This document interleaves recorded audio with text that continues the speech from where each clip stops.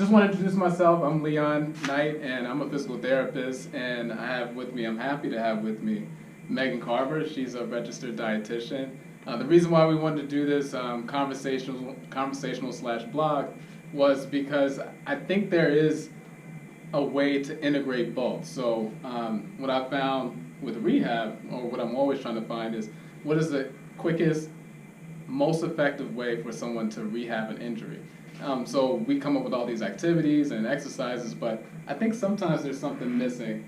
And what I think could be missing are like just different nutritional values or things that someone could be using, or eating, I should say, to improve their recovery. So for my first question, I would like to know, is there something to a person's diet that can affect their rehabilitation process with an injury? Absolutely, I think so. First of all, I just want to say thank you for having me here to interview. I love your comprehensive approach to care. I think it's one of the reasons why your patients and clients are so successful working with you. To answer your first question, yes, I do think that there's components of a person's diet that could make them more susceptible to injury, but also really delay recovery time and also risk re-injury later on, which I know is something that you definitely don't want for your patients, right? Two common mistakes that I often see when I start working with a client that come to mind. The number one is probably just in general not eating enough. Okay. I think most people just don't know how much they really need to fuel for their sport, their recovery, just their basic physiology. I think that's just an across-the-board problem where we're not eating enough.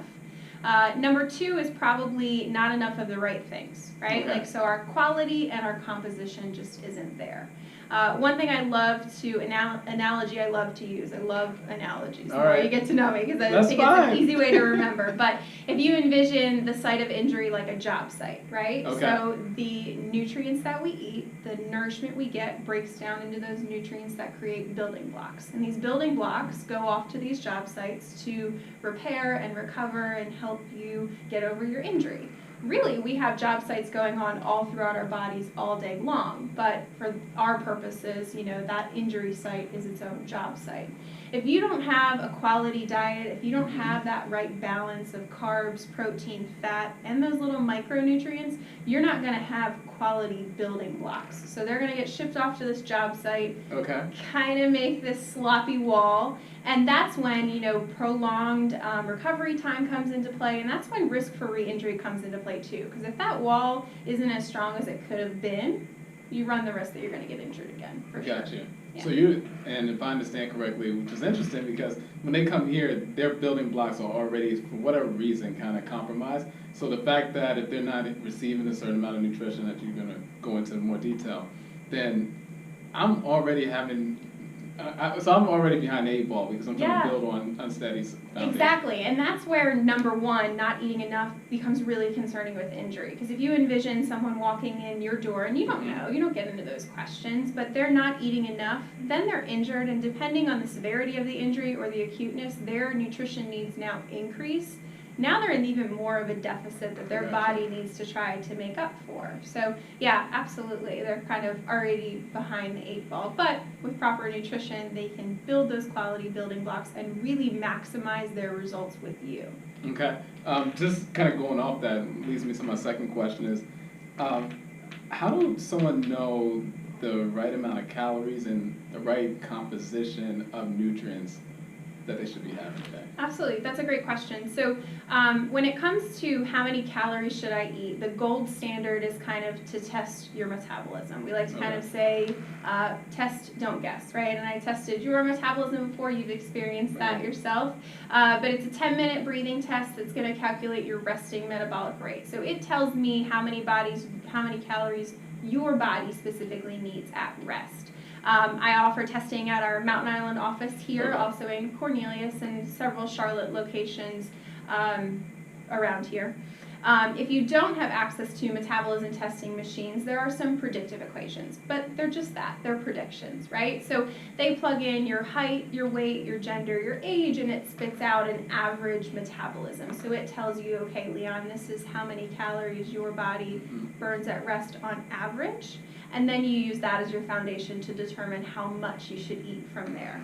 The problem with that becomes we know a lot of people are not average. There's a variety of reasons why your metabolism could be slower than average or faster than average. Some of those we can't control. You know, as we age, it naturally slows.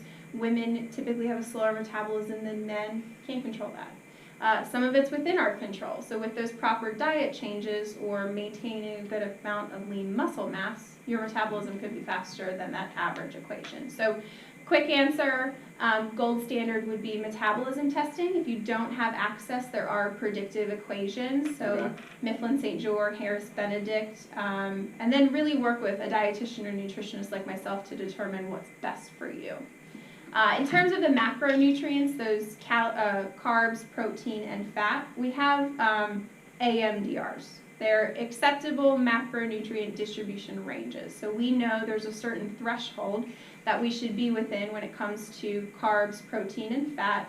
But that's not really an answer I want to overgeneralize, because there's a lot of reasons why your macro needs could be different depending on your medical history, your age, what your specific injury was, your injury history, your sport. There's so many reasons why someone like me would change those, so I don't really want to generalize that answer for our purposes.